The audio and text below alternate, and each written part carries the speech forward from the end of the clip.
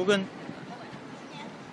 зур кайгы булган шушы мусульман илләр өчен, мусульман халыклар, төрек халыклар өчен зур кайгы булган бигетка чыктык без, чөнки 32-33 елларда узган гасырның махсус рәвештә ачлык ясала.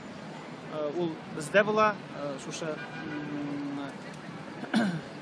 Татарстан җирлекләрендә һәм дә Казахстанда, шулай ук Украинада, ягъни шушы башка милләтләрне шушындай махсус рәвештә юкка чыгару, ачлык белән эшләнелә. Һәм инде алар шушы ачлык махсус рәвештә ачлык эшләнгәннән соң, алар үзләренең әйтик махсус мөстәкыйльлекләре турында, азатлыклары турында алар алып бармыйлар.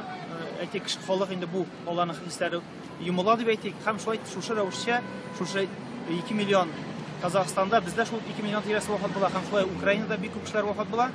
Шулай иттереп алар безнең азатлыкка омтылуыбызны бетерү өчен шушыны хәлле күп корбаннар эшлиләр. Бу Мәскәүнең электән алып килгән шушындый башка халыкларны юкка чыгару, башка халыкларны кул итү, әйтик, сәясәтенең бер күренеше. Һәм без инде шушы вафат булган кешеләр өчен дуга сорыйбыз Аллаһ Субханаху ва Тааладан.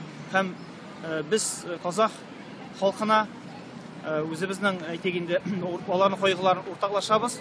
Безнең үзебезнең кайгыны уртаклашкан кебек инде.